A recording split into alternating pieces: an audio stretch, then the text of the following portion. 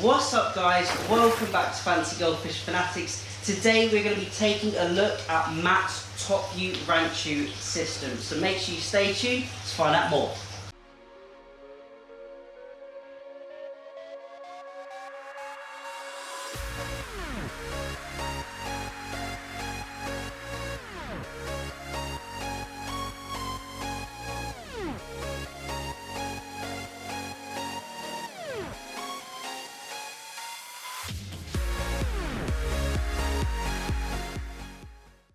Hey Fanatics family, welcome back. As always, check out those links in the description. Make sure you check out Jimmy Goldfish USA if you're from the US and Star Fisheries if you're from the UK. And make sure you have booked your place at the Star Fisheries Personal Selection Day event that they are hosting in January.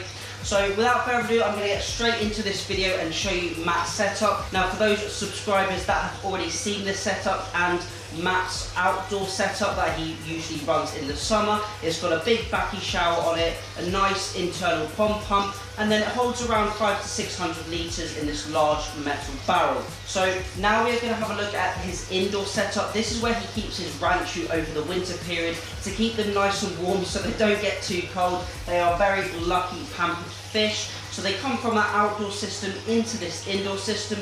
So we have actually shown this system on the channel before, but it's gone through a few little changes. Now from your view here, it may look very rustic and lots of DIY essentially. It's not like a plug and play system that you can get from the shops. There's lots of DIY work that has gone into this system. But I'm going to walk you through the system. I'm going to have a real close look at the fish and also do a little bit of quality assessment on the fish as well. So I'm going to pick up the camera now and show you the top view of this system. A few moments later. So as you can see, this is the whole system, and the system holds around 250 to 300 litres. We've got the filtration system at that end, and then underneath you'll be able to see we have this long vat that goes all the way along with our Top View Ranchu and a couple of other Ranchu in there as well. Now the filtration system, I'll just move this goldfish food out of the way. Now you'll be able to see in the lids under here, we've got a little bit of filter fleece, and then we've got lots of alpha grog, loads of pieces of alpha grog. I think Matt put around 5 to 10 kilos of alpha grog in the system. The water flows up through the back, as you'll see there, over the filter fleece, which catches all of the fine debris, and then it goes through into the alpha grog. And then it will come out of these two spigots right here to provide a bit of flow. Now underneath the filter here, we'll be able to see the pump. So there is a 600 watt Skigo titanium heater which has a built-in thermostat, which is just in this little waterproof Tupperware here, maintaining the water at 23 degrees. And then this 1,500 litre per hour pump pumps up into the filter, and then it returns out into the system. Now we do have a light on here as well, just to make it nice and easy viewing for the fish, and also having that lighting also helps to promote algae growth, which the fish can graze on throughout the day. So that is the filtration and the general setup. As you'll also notice, the water level is really low. This helps reduce pressure on the fish and doesn't provide them with too much struggles throughout their day-to-day swimming, and also the low flow helps them as well, not provide them with too much stress, because as we know, Top View Ranchu and Ranchu in particular are definitely not built for speed, and they don't do well in high level water flow systems. So hopefully, as you can see, we have a selection of different Japanese Top View Ranchu. We also have my old Chinese cow / calico. This originally was purchased as a cow style Ranchu, but you'll see that Sumi and that black has developed in the harder water we have here in the UK. This now Apache Ranchu used to be a full black Thai Ranchu. Now you'll notice that the orange over the years has crept up. I believe this fish has been in Matt's care for around 5 years, but it was solid black at the beginning when he purchased it, and much smaller. But you'll also notice in the weaker lines of fish that this black can sometimes fade and molt away from the fish, and more orange is protruding from underneath the belly area up the sides of the fish, similar to a magoi koi. The coloration coloration of the orange in the underbelly and the black on top of the fish. So when selecting black Ranchu, you always want to check the line and make sure it has a longevity of black within it. The parent fish, you want to make sure that nice black colour, and it has no chance of molting unless you don't mind that in the fish. Now, so we've covered the Chinese Calico and this now Apache Ranchu, and you'll also see we have a varying selection of sizes of top view Japanese Ranchu. Now, all of these top view Japanese Ranchu have come from the same breeder as my ones have. This fish here was purchased in the beginning of this year, along with these two smaller ones as well. You'll be able to see one there and there, but they have really come on and grown really well. And now the other top view Ranchu, like this one we can see here, and those other two slightly larger fish as well, have been purchased around 4 to 5 years ago by Matt and have done really well. They've really grown out. They are sort of that 5-inch, I'd say, mark, maybe a little bit bigger.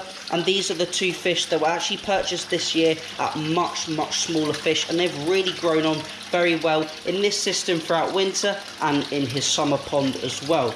So now we've covered all of the fish, I think we'll just do a little bit of an underwater feeding video and just have a look at the fish from that underwater angle, because I know you guys at home always love to see the fish in their underwater habitat.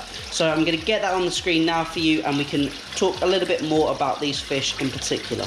Now the camera is under the water, we can really see the different side view of these fish. Now, as they are Japanese top view Ranchu, they are supposed to be viewed from the top, but I always like to do a few underwater videos if I can. You can really see the clarity of the water here, and also in the background the stainless steel mesh that covers the pump area.